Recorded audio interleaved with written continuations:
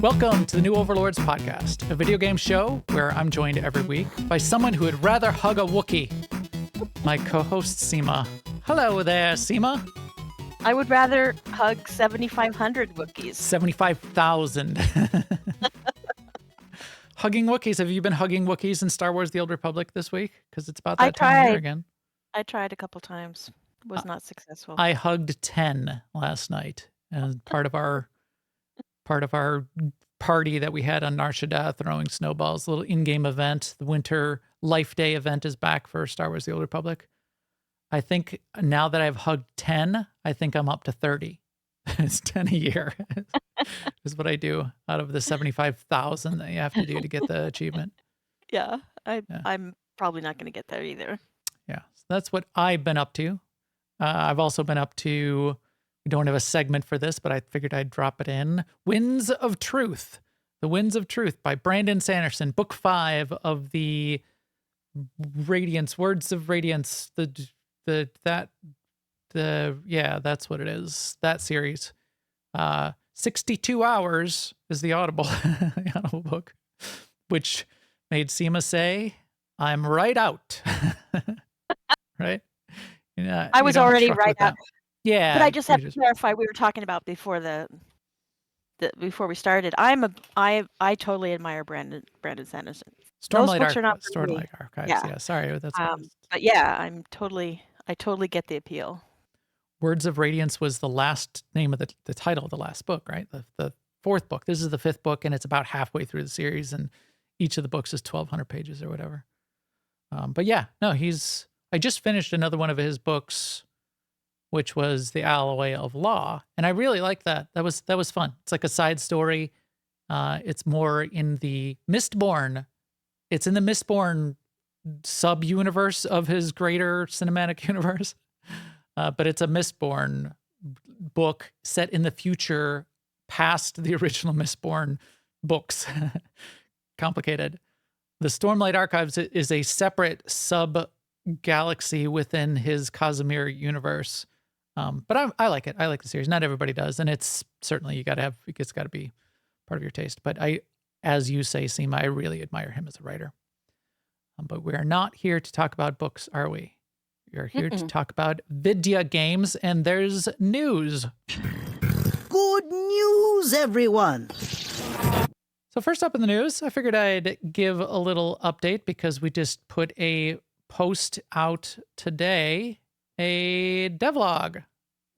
So again, we're going to be trying everything from the social media perspective. So Garden and a Goat by Contemplation Games. We put out a little 60-second YouTube short, TikTok, and Instagram reel video, which shows off like one of the starting things in the game and a little bit of how the art came together, how the sculpting came together to make these rubble piles. So it sounds, when I explain it in my own head, it sounds boring. I'm going to show you rubble piles and how these piles of rubble are really important to our game. but it is. And it's 60 seconds, and I mention a couple, for anybody that's into Unreal Engine and developer, I mention a couple things that we're using, which will probably spark some interest from other developers, and they might say, yeah, good, you should be using that, which is things like the gameplay ability system, GAZ, and how we're using that. And then we're using like Niagara effects and animated materials. I just love how his arms kind of wave back and forth when he's running. I do like that too. I mean, I know you're making all these esoteric comments about the engine, and I'm just like, so cute. No, yeah. Well, that's also so. As whatever boring stuff we might be talking about, I do just want to get more views of the stuff out there, and we'll have some more next week. Hopefully, by next week we might have a bee. Our first flying creature will be the bee.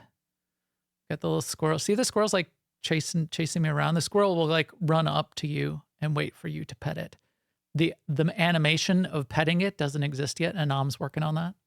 But you will be able to pet every single animal. We've got a whole system, like 50% of our development is going to be dedicated to petting the damn animals. But what about hugging them and having them sit in your lap? So I reminded me of Dragon Age: The Veilguard. There is one main creature that's sort of like a character in the game. It's the sidekick of one of the companions that you get. There's some story elements around it. When you pet that animal, it's a full on, you like get down on your knees and you like grab it around the neck and hug it and like Yeah. shake its face and, do stuff that you would do to to a dog, Right. to Yeah. like Who's a to a good big, boy? to a big golden retriever. They really did a good job with that. That really looks cute. That animation. No, we will not add it. Well, who knows? Maybe we've stretch goal, maybe for the goat that we should be doing that. It's not going to be for every single animal though. Maybe for the goat because the goat's special. So that's Garden and a Goat. Go check us out, gardenandagoat.com if you want to jump in the Discord and see more pictures, ask questions, ask what the game playability system brings to the table. We'll have a little bit of dev discussion there if you'd like. I'm something of a game dev myself. I mean, I did all the coding on that, making that rubble dissolve work. Lots of game developers don't code, so All the still be a developer. game playability system and that. Will it be like jazz? Oh, Stask. Those memes have already gone back and forth in our studio Discord. Do you like jazz? That and bees, the Oprah bees. Yeah. But Barry the thinking bee. So I'm taking that as yes. Yes, it will like jazz, and you can romance it. No. Also up in game news, we mentioned last week there is a series of games that released in the last few days. Some big things came out, and good news, everyone. They all got pretty good ratings, and nothing got like slammed. Nothing got like panned and clickbaited out of existence, which I appreciate, which is nice. It's a good, nice little change. Somebody said all like the hardcore, small G gamers are off playing Path of Exiles and they don't have time to make the clickbait posts. Maybe that's it. Or maybe everybody's, in the holiday season feeling a little bit charitable, but Marvel Rivals is getting about 8 out of 10 ratings and seems like a reasonable Overwatch-like game. It seems like something that people are having fun with. I haven't played it. I haven't jumped in. I do like the art style. It's sort of like cel-shaded view of all the Marvel characters, and they've all got their own animation and action sets. And, you're playing Spider-Man. He jumps in the air, and he looks like he's Spider-Man. And then there's a Hulk running around like the Hulk. And Iron Man does his thing. Penny is Penny Parker. If you watched Into the Multiverse, she's the little girl who rides in the robot suit, or she rides in the robot suit that's controlled by a spider. I think that's the lore of what's going on in there. That's how she's a Spider-Man. Her name is spelled P-E-N-I, which is not good because the possessive, when you talk about her abilities, just derails things in my mind. There's my 12-year-old brain. P-E-N-I''S. I can't get past that. Spell her name different way, you guys. It's not good. Anyway. There's no way around that, yeah. Marvel Rival. So childish. What the hell's wrong with me? Marvel Rivals, getting pretty good reviews on Metacritic as well. Second up, Path of Exiles. I guess I was going to say we'll save it. We're going to talk about Path of Exiles the second half of the show. I played plenty of Path of Exile 2, not Exiles. I got to be careful. I don't like when people say the title wrong. I don't want people to start calling our game Gardens and Goats or something like that. It's not. It's Garden and a Goat. Because then when you type it into the search engine, it won't find it. Not like it finds it right now anyway, but that's okay. But Path of Exile 2, I played quite a bit. I played most of the first act, I guess. We could look it up in Steam. I played quite a number of hours. From a noob perspective, I'll talk about it. I did play some Path of Exile 1. I played Path of Exile 2 at PAX about a year ago. We'll talk about my thoughts and feelings, and it's also getting good reviews. So IGN gave it an 8. Metacritic, I think, is giving it even like higher than that. No, Metacritic doesn't have a score for it yet, maybe because it's so early access. but they're just like leaving it off. Players are even, fans especially, are rating it even higher. The fans are funny though. We'll get into that. So that's a good one. They're funny. What do you mean funny? Like I'm some sort of clown? Like I'm here to amuse you? Yeah, a little bit like that. And then the other one we talked about, which came out just a couple days ago on Monday. Yes, Monday. Indiana Jones and the Great Circle, also getting even higher reviews than both of those. So this is like 9. And for a story-driven single-player RPG, this is nice to see. It's nice. Yeah. This is nice. Again, maybe it's just the holiday season kicking in. Everybody's feeling a little charitable. But I'm glad.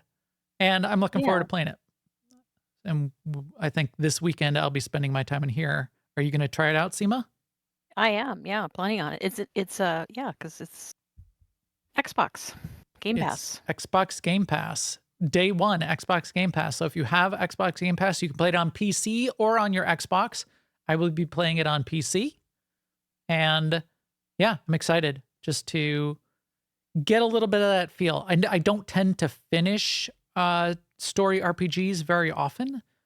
And who knows if I'll finish this one, but I love seeing them and I love exploring the world and getting the feel of it. And this looks like it's really done well. And there's a couple quirks to it that I'm already seeing glimpses of. I'm not getting too deep into the reviews or the story so far, but some of the quirks of it that I like there are a bunch of attack dogs in the game, but you can't shoot them.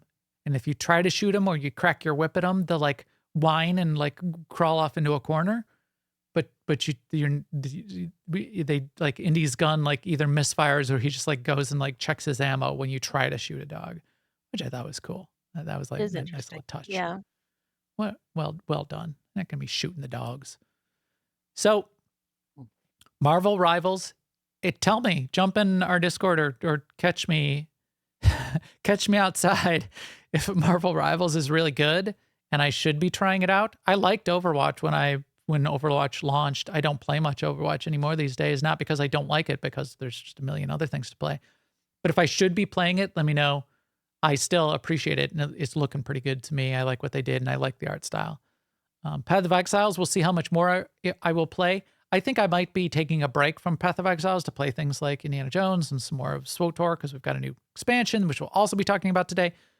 But I do expect to go back to Path of Exiles because it's very early in the early access, and I'll explain that when we get to it.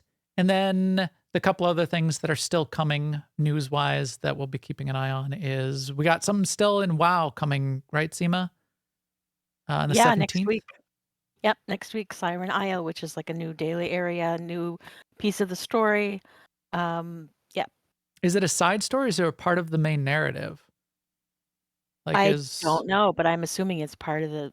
I'm assuming that you'll have to do it before the next. So yes, part is Siren Isle where Xalatath left her shoes? So there is a meta achievement to, right now that you can look at on the PTS or the. I don't know if the PTS is up, but it was on the anyway. And it has sections for each of the main zones in the game, and one of them is Siren Isle. So like I did the meta requirements on all the zones that are there now. Well, I haven't quite finished, but so you haven't won WoW yet, as no. Task said, or Zen said, I haven't finished SWTOR yet.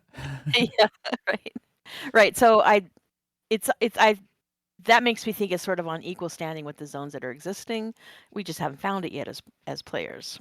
Cool, excellent. Well, that sounds fun. It's going to be very goblin. Hopefully Xalatath will get shoes. Maybe that's like Samson's hair. If she ever puts shoes on, she like loses her power. Maybe that's what her deal is. Oh, Xalatath. And then just a side news thing that I thought was interesting as I was reviewing all the news sites over the course of the past couple of days, I was seeing a lot of press, quote unquote press, on Assassin's Creed Shadows. That's not coming until February 14th. And I don't know if it's the big releases are done for this year and they just need something to write about what else is what the next big title that's coming out, or if some extra tidbits were sort of like release or press releases came out from Ubisoft talking a little bit more about it. But I do expect to see more hype around that, just because, if nothing else, because the games press industry needs something to write about. But that will be, I also expect that to be a much more controversial release, and maybe everyone's rage will have built up over the course of a cold January, and everyone's hearts will have shrunk 3 sizes once again, and we will get all of the rage for right in time for the February 14th release of Assassin's Creed. So be ready for that. That is it for the news. This podcast is brought to you by Garden and a Goat, the upcoming game from Contemplation Games. Catch that at gardenandagoat.com. Also by Alea Iacta Est at aie-guild.org. Grats and shout out to our Star Wars The Old Republic friends in AIE as we won a Total Galactic War title over the course of the past week. And we had a little party last night. We won the planet of Terrace. It now belongs, all their base belonged to us on Terrace. Right. We had a good week. Yes, we did. Yes, we did. We'll talk about that a little bit more as we talk about SWTOR 7.6 in just a minute. And this podcast is also brought to you by you, all of you. You go out there listening and watching and in the chat room right now, hanging out with us in the pre-show where we talk about things that have nothing to do with anything. And then the chat room reminds us that we need to do a podcast, and we do. Thank you very much, and we will catch all of you online in all of the places. But now it's time to get into some changing games. Game changer. Game changer. Game changer? Game changer for... Game changer for the industry. Game changer. Guess what, Sema? Star Wars The Old Republic is a game, and it is changing. Isn't it? Where you were going with that. In it, bruv. Yeah. So it has changed. We got SWTOR update 7.6, which is only half of the Galactic Threads update. And the piece that we're missing, just to preface it, is the story part. And that is likely due to the SAG-AFTRA voice actor. That's our speculation. Yes, that's our speculation. So hopefully we'll be getting that soon as we can. They could have pushed it out. Well, we don't know. We don't know exactly why. If it is the voice acting, they could have done what Honkai Star Rail did, which was release without some of the voice acting. But that does take away from the experience. And it's just done so well in Star Wars The Old Republic. I think if that even was an option for them, it's better for them to wait. And we're all happy that they're waiting. Right. But we got a bunch of stuff, didn't we, Sema? Yeah, we did. First thing being the new system. Yes, a new system, Dynamic new encounters. content. All the times, when we did our predictions and wishes at the end of the year for this game, how many times I predicted or wished for a new system, and we've had like boom, boom, boom, several new systems all in this last year or so. But we have a new system. It's called Dynamic Encounters. It is kind of a combination of world quests and just normal activities like questing. But they're various little they exist for like 30 minutes at a time. So when you start one of them, you kind of have to consider whether or not you'll be able to finish it, because on the PTS, PTR would be a different game. There was more than one time where I started and I thought I could finish, and I didn't finish, and then your effort is like 0 at that point. Yeah. Like, it's not like if you find it again, you can finish it. No, it's gone. You have to start over. But that's part of it. So Right. And that's part of the fun, is chasing them down. They're open world, they're pop-up little events that are kind of equivalent. Yeah, they're kind of equivalent to a heroic, which were just like little, sort of open world quests that you could go do. But these ones, they're temporary and they pop up. Mostly, so there are reasons to go do them as well. So you're getting rewarded for doing them with like in-game currency. You're getting rewarded with part of the conquest system, which is like the daily challenges that you're getting points to get your character to their limit for the day. So there'll be objectives around that. And then there's some of them that have like a little extra rewards, don't they? Yeah, like there's achievement-based rewards. Is that where you're Yeah, referring to? achievements, and then some of them have little drops, like you can get a pet Oh, that's a rare yeah. drop. I think 2 of them have pets that are rare drops, like a little Yep. ice cat. One of the achievements is one of their new style mounts where your pets can ride on the back of it. Yes. My pet turtle on the back of my speeder is hilarious. I love it. Yeah, so all of our subscribers also got one of those mounts that also allows your companion to ride Sidekick, but the one that's the achievement for completing all of the dynamic or completing enough of the dynamic events on Hoth, it seems. Oh, one on Hoth and one on Tatooine. There's one of each of them, and it looks sort of like the load lifter. And on the Mhm. little back of the forklift is where your pet rides, which is awesome. But then the one that we got, did they have a picture of it in here? The Miram, the Beep beep. the Miram cicada Yeah. with the little beep beep. Makes a lot of beep beep. That was a subscriber reward, and that one finally, and we've been asking for it for years, you get to have your companion ride shotgun. And it's got like a little jump seat on the side or it's actually like a Barco lounger where they Yeah, I was gonna say they're very relaxed. I don't know if shotgun is the right term, no, but yes, they're yeah, there's a little it's not sidecar, like but they kick their feet up and they're riding alongside you, and that's a yeah, cool little mount. and it's a little bit limited to by which companions. I think it's companions basically that are humanoid. Right. Like some of the ones we wish, like what, like Treek or T7, the astromech, they can't ride in it. Right. And in my case, I really wish Bessie could, but she's just too she's She's huge. She wouldn't fit. ginormous. Yeah. Big robot dog. But the heart wants what the heart wants. Here we go. So Teresa's got pictures of it, of course. There's the picture. Open image in new tab. That's not big enough. Need to be at least 3 times bigger. What is this, a mount for ants? So your pet rides on the back, and then the companion kicks back in the seat on the side, and you ride around with them. So it's fun swapping out all the pets. And while you're mounted, you can change pets. And if it's a ground pet, the flying pets don't go on there, but most of the ground pets do, including the Kowakian monkey lizard frozen in carbonite. Yes, I did appreciate that's that one. fantastic. Yeah. Now, if I could have my companion in frozen in carbonite on the scene, that would be excellent. Yeah, so that's fun.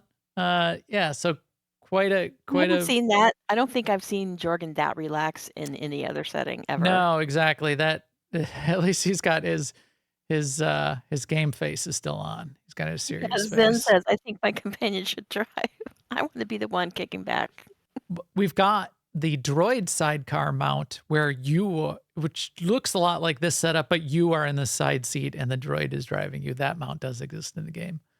And then there are the relaxation skiffs where a droid drives you, and it looks like a very mini version of Jabba the Hutt's sand skiff that he rode out into the desert in Tatooine. It looks like a one-person version of that with a little canopy, and then there's like a floating tray of treats that you get to eat. So there are, Zen, I'm sure you've got those mounts where you kick back. That's probably the only ones you drive around on then, so you can relax while you get driven around. But yeah, that's the start of it. So we got the dynamic events. We got a couple of these mounts.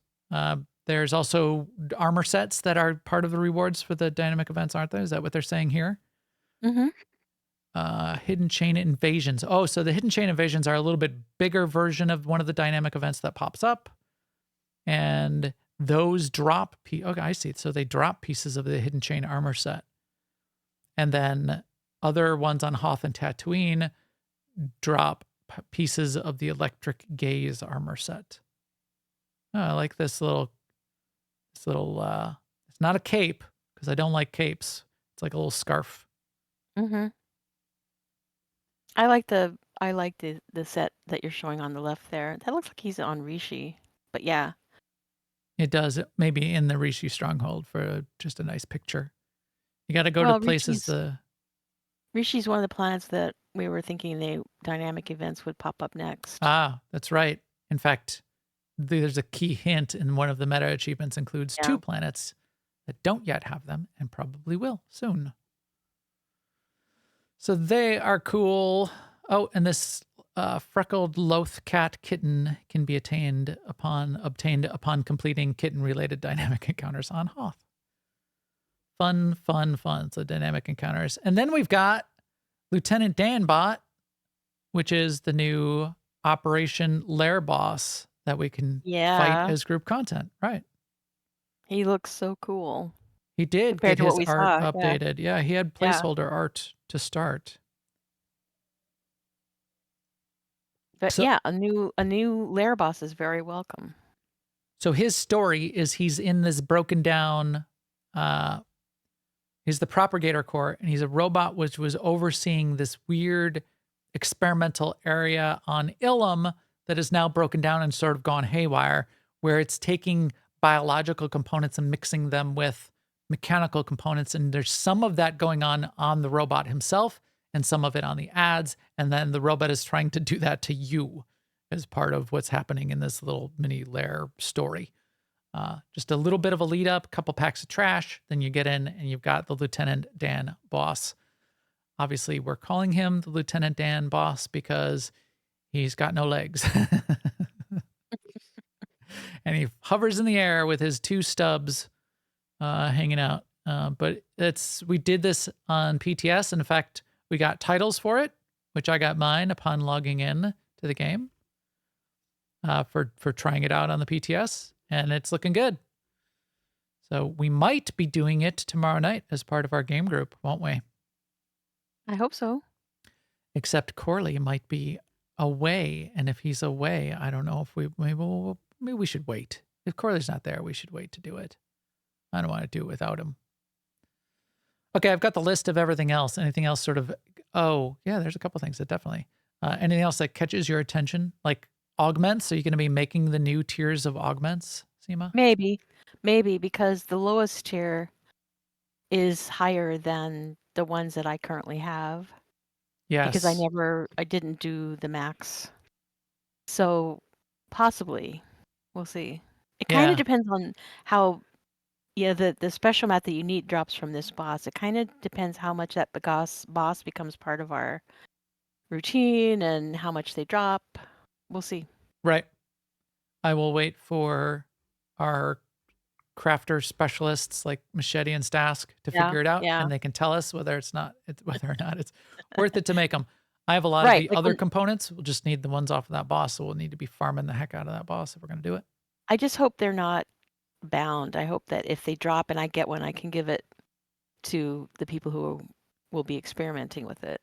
Yes, and have all of the right skills and luck. Yeah. And don't have the hard-coded luck factors built into the game where it says, if max, luck equals -10. Which it's in there. I'm telling you, it is. Also, it's the start of a new PvP season. It is. And as of that, our Star Wars The Old Republic team and Stask, who's in the chat room right now, is starting back up our Wednesday night PvP nights, which usually happen once every 2 weeks. So check in the Discord with that group. The fun group. First night of it is going to be in January. Oh, it's not tonight? I thought they were doing... Is that what he said? It's going to be... Yeah. In January? I was elected to lead, not to read. I saw that he posted about it, and I didn't bother to read when he posted. It's like, Stask says something about PvP. Cool. What does he say? I don't know. That was like 7 more words. I don't have time to read those additional 7 words. Yep. So that's starting. Also, they Broadsword is working on character model modernizations, which is going to be a long-term project, but they've done some work on just the heads of characters, is the way they put it. But yes, so we can look forward over time to having higher fidelity. And the main thing is for cutscenes, right? Higher fidelity in cutscenes. Yes, and matching the texture and quality and resolution of the new characters that have been added to the game, the new story characters. Right. So that you don't stick out. Which most people are appreciating, but there's a little bit of controversy going around. And some of it's not unreasonable feelings and opinions on the part of the people that have it, because these characters have existed for 10 years. If they changed at all in the littlest way, good or bad, you could see someone saying, hey, I really got attached to how this character looks. Right. And it changing at all kind of freaks me out a little bit. That's, of course, not how they're saying it, or some of the people in these threads are not saying it in that reasonable way. They're saying, oh my God, this is so terrible. You did the worst thing ever. I'm never paying you a dime again, ever again. I quit the game. Because my character actually has texture and doesn't look like a piece of plastic. Some of it is justified. Any change at all, you could say, hey, I wish you gave me a Switch or something, or I was a little more prepared for this. You could see that. The other side then is like this, that's on the screen right now, is a meme. Look how much, so one of the criticisms is it looks like the characters have aged up, especially if you added a complexion to your character. A lot of those complexions were designed to age up your characters, and the resolution wasn't there in the past to implement that much of an age. So there, people are like saying, look how much all of my characters have aged. They look, all of them who looked like they were 20 now look like they're 40. So this person put this meme, look how my character is aged. So this is the before, this is the after. That was hilarious. So he basically took a character and then like added gray hair and a beard, gray beard. And said, look how my character is aged up. Yes. Yes, but you can see a little bit. This is actually shows off some of the actual differences. This was the before. See how the face is all very smooth, and here you can actually see texture. It doesn't look like just a glossy, untextured, unpainted piece of plastic. It actually looks like it might be low res stylized skin. It's across all my characters, I flipped through my character screens, for example, barely noticed the changes. Yeah. I mean, I totally get it. And like Forrester just said, the face, they did some work on the face, but the hair is still the old style low texture, so it's a little out of place. But you know what? And some of the armor you might be wearing might be the old style, lower res, lower texture armor. And I wonder like what is the correct way to roll this stuff out, or the best way to roll this stuff out? And this is the way they're rolling it out. I don't know if it would be better to wait until they got the hair done or not. I don't know. This is how they're doing it. Yep. And there's probably no perfect way. No matter what they would do, it would be upset. It would take too long. Someone. Like it takes work and time to do. That so that also. I feel like if they put it out there in stages, they get some of the reward for doing the work. Yes. If it's under wraps for the whole time that it takes to do it, then they don't get that. So let's see what else went in. So we've got Life Day, which is the holiday event, the Wookiee holiday that's come. There's little in-game things to do around Life Day, and then a couple new rewards on the reward vendor. If you collect the snow-covered parcels, are you going to get the new ornate Life Day robes, Sema? Is that what you're gunning for? You did already? Yeah. Sweet. Yeah. I was wearing it on Tuesday. Oh, yeah. Oh, that one. What about the Nutcracker suit? I got that one last year. Oh, that's from last year? Yeah. Pay attention to this stuff. So, yes. So the new set this year only has 4. I don't want to say only, but it has 4 pieces. Doesn't include a headpiece, which is fine because I oftentimes don't show my helm anyway. But I put She doesn't show her head; just cuts off at the shoulders. Yeah. It's I put the hat from last year on, and I was pleasantly surprised that when I unified the colors, that hat took on a nice red that went with all the other red, and it kind of looked good with the outfit. So I'm very happy with that look. Nice. Then they also added a couple new cartel market offerings as part of this stuff that's going in. One of them, I forgot to look at that. The remote trading outpost that it comes in the, what is it? The disheveled state. And then Oh, right. I forgot about that. I did want to get that. And then they I'll probably look at that said, now. which I see here, and I didn't see in the cartel market yet, Star Wars Skeleton Crew, which reminded me, Skeleton Crew came out. I have watched the first 2 episodes. The second 2 came out this week already, and I only watched the first 2 last week. And I liked it. Did you watch any Skeleton Crew yet, Sema? I haven't yet. It's got Jalaa in it. Mhm. It's Jude Law, but if that name is too long for you, you can just say Jalaa. That's how we do it in my household. Because it's way I like I contract I do that. want to watch it. I just haven't yet. Yep. So I got to see Jalaa and I got to see the kids, and it's definitely like a family friendly. Although the very opening scene of the first episode has a lot of like shooting people in the face, but after that, it's a very kid friendly, family friendly show. A little fun little romp. After that, it's so we'll see where it goes. And I've only watched the first 2 episodes. We're looking forward to it. I think with my daughters tomorrow night. My daughters are grown, but I'm gonna watch the next one. Yeah, the little girl with her visor. My idea was that she should have been like Marilyn or something where she had like the visor on all the time. But then my girls and I were saying when she flips it up and it turns into a little headband, that's super cool too. So she's cool. She can have it go up and down. She's got this little Geordie LaForge visor that flips up and down, and when she flips it down, it gives her, she's like a little tech hacker girl. And she gives her a little tech hacker view of things. Apparently, you don't get to see. I haven't seen through her eyes yet, but apparently, she flips that visor down when she's doing hacky things, which is cool. She's super cool.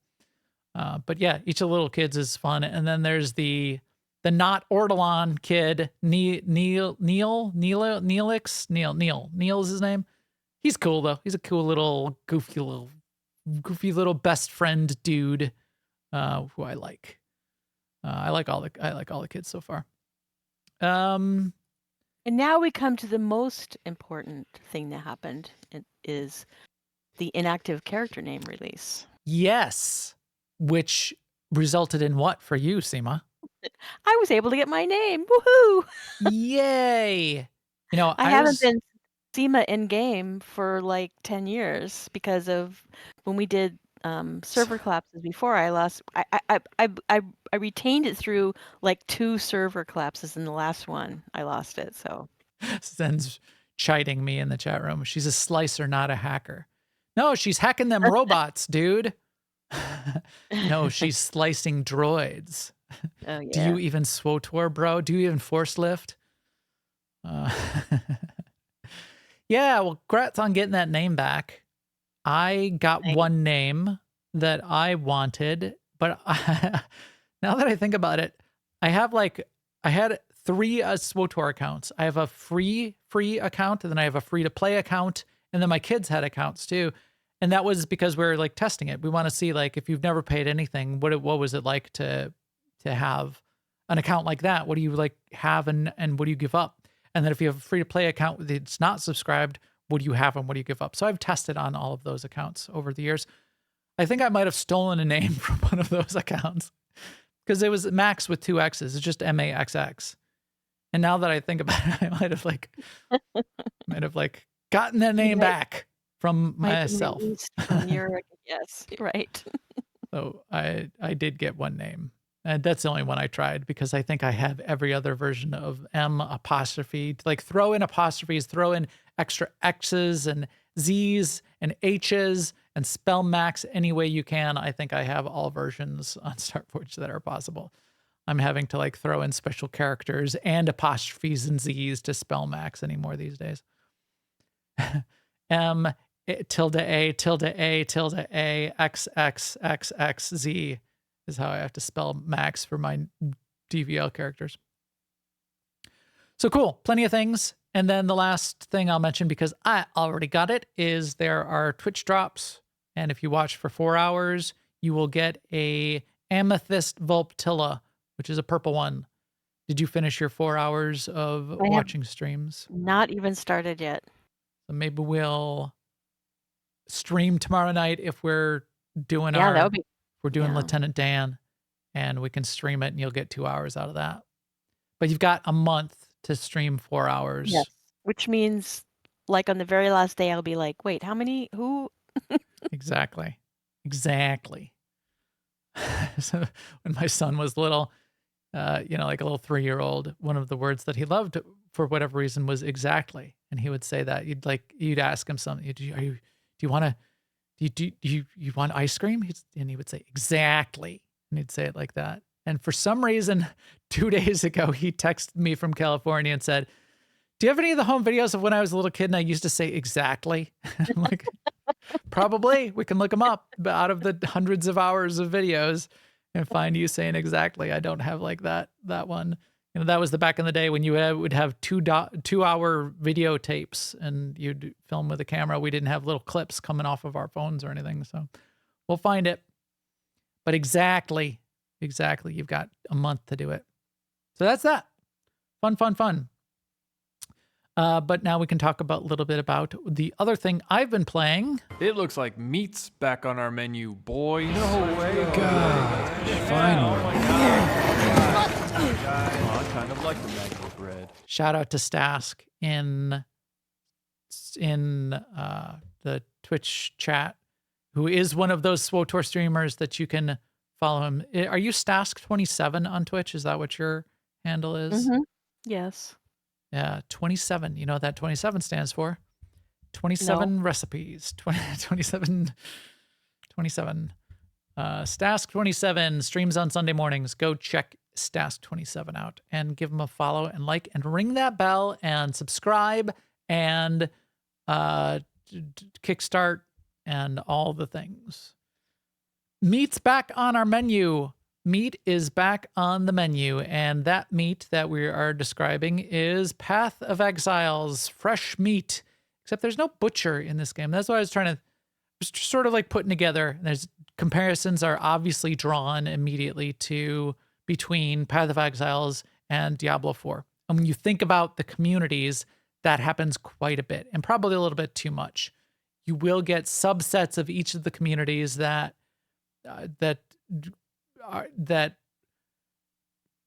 think that their game is better and want to talk about it in terms of what's better and what's worse. And they're all good. We're all fine here.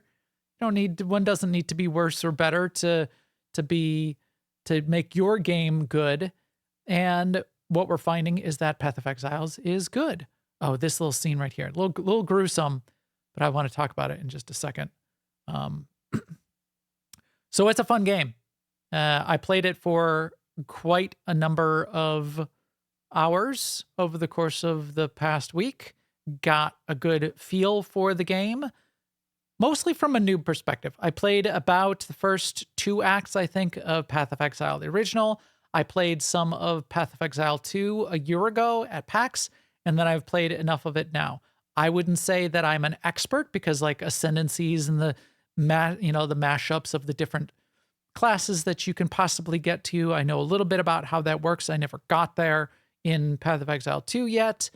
I haven't finished the campaign, and there's not even all the campaign even exists yet, but I'll talk about it a little bit from my perspective and what I liked about it and a couple of the things that I know that they'll be working on because it is very early access. I wouldn't say it's very early access. It is early access. Not only do not all of the things that are in there now work completely, but not all of the things are even in the game yet. In some ways that I don't even completely understand. Like this is one of them. What you see on the screen here are the representation of the 6 classes that you can play. It's a very cool opening choose your character scene. You see this. You see all 6 of the condemned prisoners on the gallows, standing there with a rope around their neck, all 6 of them lined up. And as you click on each one of them, the antagonist of the game has a voiceover where he explains, basically he says, you witch, you're condemned because of your dark arts and blah, blah, blah. And it's a clever way of introducing each of the classes. So you've got the sorceress, you've got the brawler, the warrior, you've got the monk, you've got the witch, you've got the ranger, and you've got the ranger, the bow, the Legolas character. Clever setup to click on each of them and have basically they're exiled. This is the start of you being exiled. You're condemned. You were captured because you're meddling in these dark arts and you're rebelling against the system, man. But what happens is, after you click on each one of them, you decide which one that you're going to pick as your class. You click on that one as your class. Whichever one you pick, the executioner pulls the lever. The other 5 prisoners drop and die, and your rope breaks, whichever one you picked, and you drop down through the gallows. You run out the back, and you jump into the river. That is cool. I mean, darker than I like, but it's a cool concept. And it's only a quick second, and you're not even focusing on the other 5, sort of like in the cinematic. So it's not as gruesome as it could be, but you focus on your character who dropped down and then the camera just follows you running out the back. And then you run away. And basically now you're in exile. You are out in the wilderness and the lands, and you start to play your story. The story so far, to me, I'm only in Act 1. We'll have to see. To me, it's not as strong of like a story as, and I don't think it's necessarily intended to be. It's not as strong as a story, a narrative as what Blizzard brings to the Diablo series, which is just so amazing. And it would be hard to compete, and I don't think they need to. So what you get in Path of Exiles, which I think is one of the strengths, which you can sort of definitely see and talk about, and is one of the fun things to explore, is the sort of the expansiveness of each of the classes and what you're able to sort of play around with. So when you look at the class guides and explore the class guides, you get this super deep class tree where you can like look at all of the constellation of choices that are available to you. So I'm sort of zoomed out here, and I know it'll be hard to see, and I'll zoom in to make it look a little bit bigger, but this giant constellation is the class choices you have available to you. So it looks like, hundreds and hundreds. The reality is it's a little bit more contained than this, and it's not as overwhelming as it might see at first glance. A good thing. I mean, that's an amazing picture, but I would find it overwhelming for sure. Right. So when you've got your first couple points in, you're zoomed in on this little, this little start of your class that you've chosen, and you basically have one to put in, and you put it in on either the right node or the left node. So it really narrows things down quickly. But then if you're well-versed in how things work and expands out, once you start getting more and more points, that's when you can start branching out and expand your constellation into your class and getting into either passives, which build up your defensives, or the active ones, which build up more of your class story and give you a little more minion damage if you want to go down this way. And then when you start to get out to the outer edges is when you start to specialize. Then there's something called the ascendancy. This is something that I don't understand as much yet, is once you start getting into the ascendancy, you basically you branch off in 2 separate directions. So the necromancer that I was playing the witch. I started as the mercenary, which is sort of almost like a gunslinger. You get crossbows, but you treat them as guns, and you load different ammo on the fly to be shooting. Shoot. I thought that would be my class. I thought that I would like that. I think so Jay Melman is telling me that there are hardcore people that will say the story, the people will debate the story. So we'll see as far as that goes. But yeah, I like the richness of the Diablo lore so far.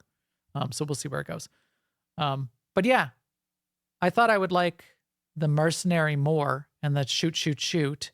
And I ended up in the very early game, and again, it starts to balance out, and I think it's not as strong and potentially as I thought it would be in the later game, but I switched over to the witch. So the witch is sort of like the necromancer in Diablo. You've got some summons. I kind of like the way some of the summons work, where they sort of like summon themselves automatically. You don't need to be searching for corpses to summon them. And then when you get some abilities, you can like choose to make them stronger or make some of your spell casting stronger and use them as sort of like meat shield pets to block some of the incoming enemies away from you. And so I kind of, as far as I've gotten, focused my witch on being a dot class and having some dot spread, some AoE dot spread, and then using an ability that I've got like a couple frontline summoner skeletons that are skeleton warriors that are a little bit tankier, that they go off and they get some attention of some of the mobs. Then I spread some dots and I blow them up. And then I have an ability that pops out of the corpses on the ground, a bunch of the extra little like minions that spread out of those corpses. And if the corpse was infected with my dots, with my chaos magic, they become infected with the chaos magic and spread it to anything that they attack. So you get these big fun chain reactions, which is sort of the fun in an ARPG. When you sort of like warm up in a big pack of mobs and chain reactions start, and then like everything just starts exploding with chaos magic. That's really cool. So I did have quite a bit of fun with that. We'll talk in a second about the advanced class, where I get a little confused on where the class, sort of like the class myth, the story that you're creating for yourself, the class identity seems to break down when the builds get towards end game. But in the early game, I really like it. And I had fun playing the witch and sort of like how that worked. For your defensives, for your heals, you've got 2 flasks. And I do kind of like the way these flasks work. And the way that works is you've got a heal flask and you've got a mana flask. And then you get a bigger and bigger version of that flask as the game progresses. And so you press a button and you use a portion of that flask. And the bigger the flask is, the more healing it gives you, and maybe the more charges it has before it's empty. If you're in a boss fight, you're only gonna get 1. But then there's ways to fill up that flask. If you're just out in the world, the more mobs you kill, fill it up. And then if you get to any waypoints or you run back to town, you can fill it to full. It is kind of cool. The other thing is you can get rare versions of the flasks, which have extra bonuses on them. So you imagine getting like a legendary flask that has 3 bonuses, like it's 50% bigger and it heals you 50% harder. And so it gives you another kind of like slot and kind of loot to find as well. That feels kind of good, which is nice. So it's like a whole bit of your kit that you can start thinking about, and not just a heal button that you've got, which I liked. And then you've got the rest of your gear.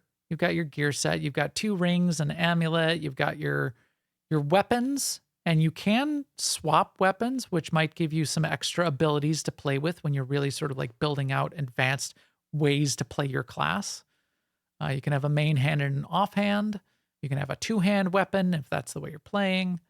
That all felt pretty good as well. I had like a wand, and a scepter for part of the way I was playing. And then I switched over to a scepter and an offhand, which gave me much stronger like bonuses to my skills, because the wand gave me an extra ability, which I didn't really want to use. And the scepter gave me like an ability that I needed as part of my class, which was summoning a couple of the skeletons that I was using. So swapping weapons in and out might give you an ability. Swapping passives in and out on an offhand might change the way you play your class. That's pretty cool. So I liked that as well. And then let's see, what else did I like? So the drops were fine. And this is something that the developer Grinding Gear Games, GGG, has been praised for. Mere days after their release, people were sort of criticizing the drops in the game and said, I wonder if they changed their name to Grinding Games because it seems like the gear has been left out. Ha ha ha. But real fast, they've put out a patch already and have been explaining the way that they're going to be correcting some of that.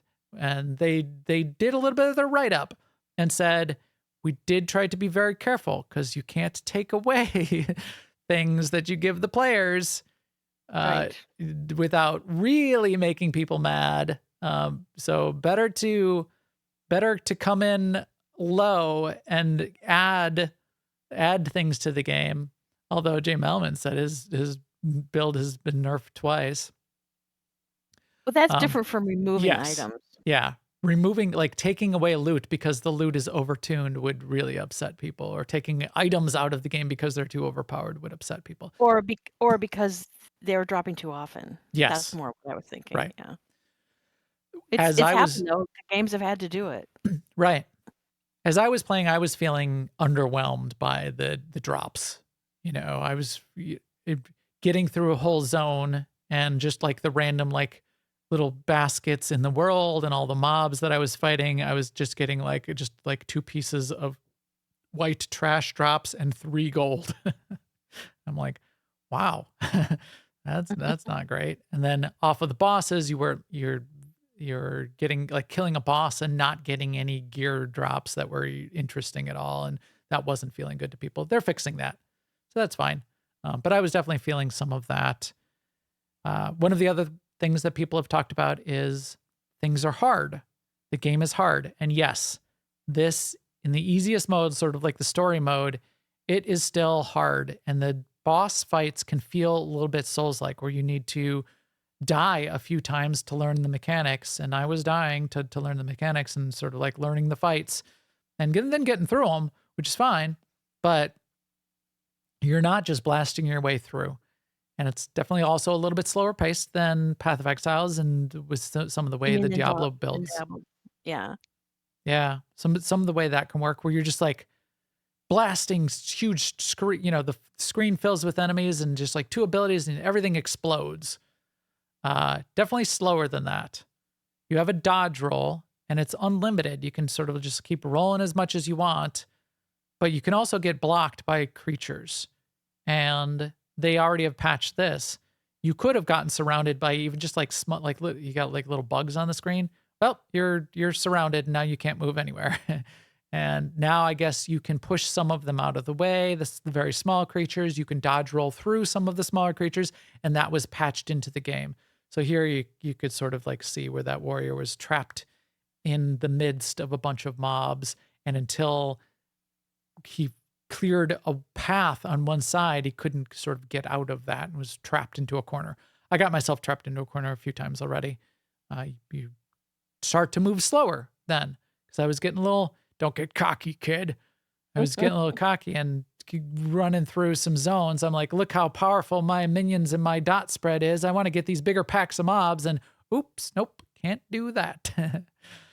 Got myself a little in trouble there a couple times, and had to back off from doing that. Death doesn't really have that much of a penalty, except for things resetting. So if you're in the middle of a fight, or in the middle of a pack of mobs, or in the middle of a boss fight, stuff will reset, including like the packs of mobs leading up to that boss if you sort of went back to a waypoint, which in a couple places I did not like at all. There was a couple places where the waypoint that I was getting respawned back to. Oh, so Jay Melman said you do lose some experience when you die. But there's a couple places where the waypoint I got spawned back to was in the middle of this giant pack of very hard mobs that then all reset. So at one point in this one zone, I died. Wow, there's some big giant spiders in this zone that I did not get to yet. I wonder if they have an arachnophobia mode. I've got a thing about that. But just to be clear, not a thing about spiders. It's a thing about arachnophobia mode. Yes, a thing about it. I have an arachnophobia phobia. I have a fear of people who have a fear of arachnophobia and feel the need that they need an arachnophobia. I have arachnophobia mode phobia. I think that's what I have. A fear of arachnophobia modes being implemented into places when they shouldn't be. It's a mobia. It's a mode phobia. But anyway, I was getting reset onto a waypoint that then was surrounded by all these mobs. And I got myself into a weird spot. I was going fine, a little bit overwhelmed. Fine. I died. And then I reset onto this waypoint with this giant pack of mobs all around me. My little sorcerer can't tank, and died like 4 more times until I like was able to get myself out of there and kill enough things to be safe and then safely go through the rest of the zone. So that was a little bit of a crazy fight. Here's this fight, the King in the Mists. I fought this guy. Cool boss fights, cool mechanics. It's a lot of slow grind the boss down kind of things. And in that boss, spoiler, it's an early boss. There's 2 phases. You fight him once and then he resets. This isn't even my final form. And then he mutates into his final form and you got to fight him in that form again and dodge and line of sight and kite and run around and stay out of the AoEs and get a couple shots in and waiting for my skeletons to respawn. So the fights took a lot of time and were long. This was a fun fight. Asina, I played the witch, and Asina is also ostensibly a witch. And there's a little bit of dialogue where she talks to you because you're also a witch and says a couple things like, oh, another witch, let's see your powers, blah, blah, blah, or that kind of thing. And then when you fight her, your character, the witch, says something like, oh, I never like taking down another sister, but sometimes it needs to be done, blah, blah, blah. So fun little parts of the gameplay as far as that goes too that I liked. But yeah, so I haven't gotten far enough. That's my noob view. I got far enough to be able to swap in and out some of my abilities, and you get 9 ability slots that you could change in and out. And you get these stones that are skill stones that swap into those spots and give you your 9 abilities. And this is where you get some of the sort of like the advanced parts of playing the game, where you could take abilities from other classes or from adjacent classes. Like if I wanted some fire, I'm a witch, but maybe I want some things out of the elemental tree. I could grab some ability stones out of that. Then you also get passive stones and up to like 4 or 5 passive stones that you can slot on an ability to mutate it to some degree. And then when you get to your ascendancy is when things really, in theory, heat up and sort of change the way you play. Now, the one thing I didn't like, and we'll have to see how it goes, and you and I were debating this a little bit in the pre-show, Sema, on what are you really getting when you look back at that constellation tree? You know, do you really have 1,000 ways you can play your class? Maybe. Or maybe when you go to end game and you're playing in the hard modes, really, if you want to play witch, there's really only 2 viable builds. Maybe, yeah. And some games provide you the flexibility to be able to explore and play the 1,000 different ways. But you were describing how you can do this and maybe even switch back and forth a little bit. WoW, why don't you talk about that again? How? Right.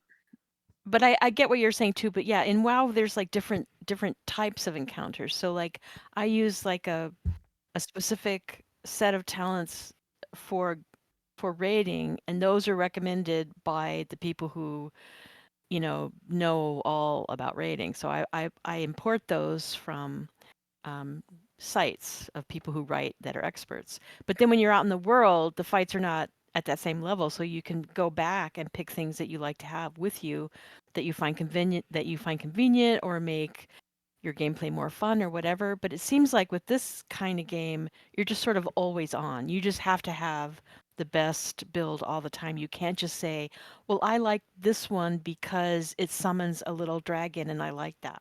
Right. Yeah, that was my sort of perspective in thinking along those lines. There isn't really like operations content. You know, you can group with people, and maybe, again, there's a little bit of a new perspective. Maybe there are situations where you would change your build because you're just going to go into a support role and you can rely on other people to be tanking for you. But it's not like an MMO where there's the ops, like an ops team build, a mythic plus build, and a solo build, and like a fun build that you might have. Here, it's hard. It's always hard. And you always need defensives. And you always need to be doing high DPS. And you always need to be on. So you don't have a lot of flexibility to say, yeah, it's okay if I do a quarter of the damage that I could be doing because I want to like be throwing snowballs, ice balls and fireballs and, lightning bolts with my witch. It just, while you've got the opportunity to do that with this giant constellation of skills and skill gems that you can slot, it's not going to work, and you're going to die if you I do know. that. And you're mentioning defensive. I mean, that's another thing where, like, if you're in a raid and your main job is DPS, then you're not going to choose. Well, right. theoretically, you Soloing. don't choose the defensives, but when you're out in the world, you might want to have a few defensives. Right. I'm not going to slot tank abilities for my pet on my hunter if I'm in a raid, because my pet should not be tanking, and I want the extra DPS boost because that's my job. Like, you wouldn't take a talent that increases the power of your pet's taunt, for instance, if you were in a raid. Exactly. Now, when I looked at it, yeah, go ahead. I was just say, weirdly, my spec as a druid for raiding doesn't include cleanse, so I can't remove anything in the standard text. But the way it is now, I mean, if a fight required it, I could add it in. Yeah. At the expense of something, though, that somebody else smarter than me has said is necessary. One of the guys I like on YouTube is Force Gaming. I think he does a good job with his videos, and he's really having fun with Path of Exile. But one of the things that, again, made me a little like shake my head just a bit is when he talked about his witch and the build when he was getting into the later stages and the, sort of like the advanced class. He said, and what he described was, it was cool, it was interesting, but it was like, one of the main viable builds. And if you look on Max Roll, there's only like 2 or 3 builds that they're even showing off. I thought there was like 10,000 builds. But he said, okay, so I've got my witch, and it seems like the good way to play this is I get a fireball ability, right? And I've got a fireball, and I'm lighting things on fire. And I do have a couple of minions, my skeletons, that shoot fireballs then. And it's best if I use a tower shield. So I'm using a scepter in my left hand, but I'm using a tower shield, and I'm stacking strength. So every time I get a chance to pick a stat, I use strength, and I wear heavy armor, and I have a tower shield, and I put a bunch of skills into defensive. So I'm tanking and then shooting fireballs. And I thought to myself, well, I wanted to be a witch. I wanted to be a summoner. I wanted like skeletons and necromancy. And if I'm like wearing heavy plate with a tower shield and shooting fireballs, what does that do to my class fantasy? And maybe there is still a way for me to have the class fantasy and to be the witch summoner and using necromantic skills and chaos energy. Or if I want to do the hardest content, maybe there's not. Maybe I've got to be a plate wearing tower shield tanking fireball thrower, and that's my quote unquote witch necromancer. Well, and I don't know if this game is going to have seasons, but I mean, maybe in season 1 that is what you do, but in season 2 you explore a whole different like meta perfect best build because the capability exists. Yes. And there definitely are seasons and changes, and I think it's called leagues in Path of Exiles is how that works. And there's so much more to come, and it will potentially develop. There might be a lot more opportunity for things to expand and more of the sort of the class fantasy to develop and that kind of thing. So I am going to let it cook, of course. It's definitely well-formed.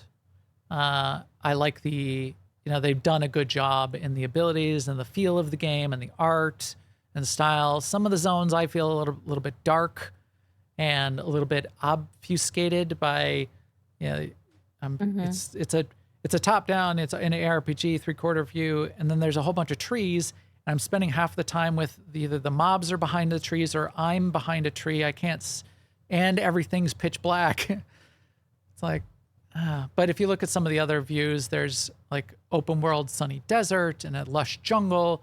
Those are the kind of places that I like to play for my ARPGs, and Diablo's got some good zones like that. I'd like to be able to see what I'm doing. Thank you. I don't care that having everything be dark and behind trees and in the shadows doesn't make it very easy to see this beautiful art that you've put together. But that's a personal point of mine, and it's not every zone, obviously, so that's fine. But yeah, overall, they're doing a good job. It's fun to have another good ARPG for people to be able to play, and I appreciate that we've got it at all. And I'm looking forward to see what they do with it and see where it's going to go. In theory, this is only 6 of the 12 classes. I don't know what that means. I don't know what that means. And I didn't look into it enough. If it's actually 6 more classes or if it's like more advanced classes that are being added on, because that giant constellation doesn't have room for 6 more. And the way that works. So I don't know what is going on there. And maybe I'm misunderstanding only like half of the classes and abilities in theory have been added to game, and only like half of the content and zones have been added to the game so far. There's a lot of that to come too, which is great. All right. Anything else before we wrap up, Sema? I think that is a good story, and I'm sticking to it. I can't think of anything other than just, I got my name back. Got your name back, and we've got it belongs in a museum to look forward to. Got some Indiana Jones. Dr. Jones, maybe in 10,000 years, even you will be worth something. And what I did too, I made a character and made her look just like my OG Sage that had the name originally. I could have bought a rename. Is she wearing oven mitts? No. Isn't that what you had originally? Yes, that is what I had originally, but no, she's wearing a winter outfit. But it looks really cool. Very nice. So that was a little bit of an adventure because I was trying to like look at my older character and then select all the things. Yeah. Before I realized I could just go in game and like go to the appearance modifier and look at how it's all set up, and then I could just use the right numbers. And now I'm happy because she looks exactly the same, and now she's wearing the same. I mean, she's level 1 instead of level 70, but we'll see. Yeah. Oh, that's excellent. My next Total Galactic War newbie. It's nice. It's nice to be able to get it back, and it was nice that they did that. I did hear people being worried about it, but hopefully it worked out well for I hope everyone who was worried were able to protect the names. Yeah. You didn't have to buy anything to do it. Just log in. Yep. All right. Well, next week we may talk a little bit about Indiana Jones, but that is it for today. All the feed and subscribe links are up on newoverlords.com, and our videos on YouTube/newoverlords. Please come chat with us in our Discord at newoverlords.com/Discord. And if you also follow on all the social networks while they last, we'll keep you up to date there too. And with that, we will talk to you soon. Later, everyone. Wrong song. Later, everyone. And with that, we will talk to you soon. We'll talk to you soon. Sema, that's your, I backed it up. Okay. And with that, we will talk to you soon. Later, everyone.